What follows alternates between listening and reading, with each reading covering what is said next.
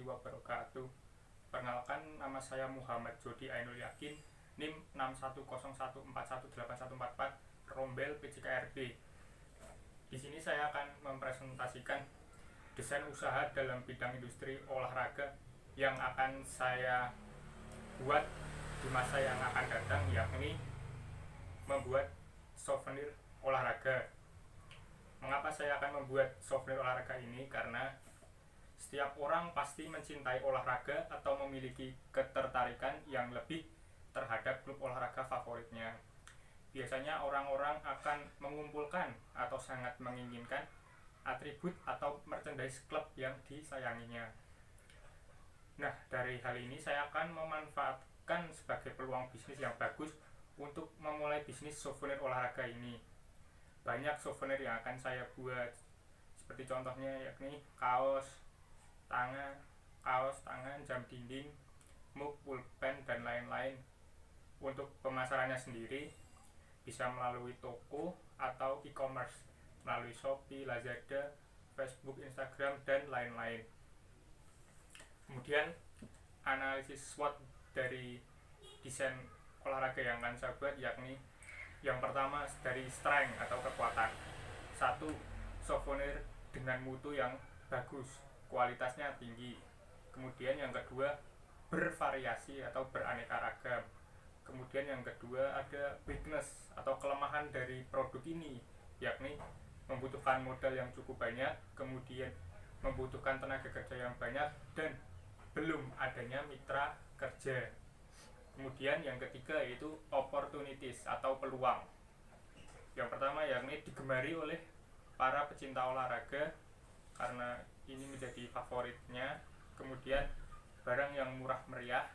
Dan yang terakhir, keempat atau threats atau ancaman, yakni yang pertama banyaknya pesaing bisnis yang sama, kemudian adanya kenaikan bahan-bahan produksi.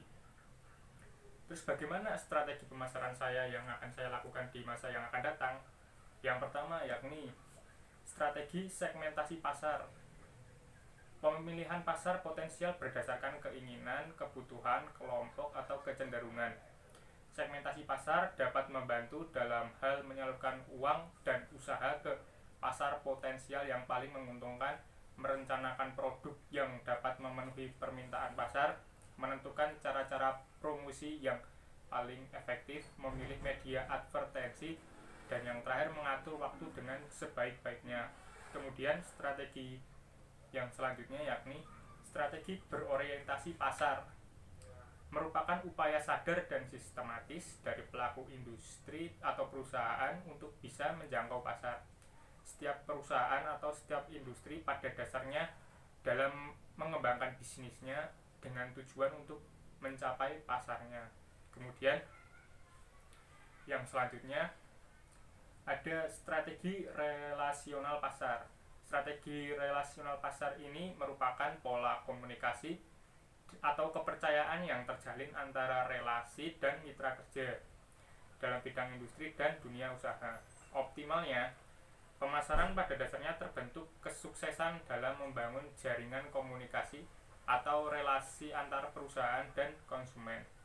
Dan strategi pemasaran yang terakhir yakni keseimbangan merek brand, merupakan sebuah nama, simbol, atau ikon yang dapat dibedakan dan memiliki keunikan tersendiri yang dapat diterima oleh konsumen. Pemasaran akan efektif jika dibangun dengan pelayanan dan prestasi yang baik. Contoh souvenir olahraga yang akan saya buat yakni seperti ini. Model gantungan kunci, kemudian model yang seperti ini untuk klub kesayangannya. Terima kasih atas perhatiannya. Saya mohon maaf apabila ada kesalahan. Wassalamualaikum warahmatullahi wabarakatuh.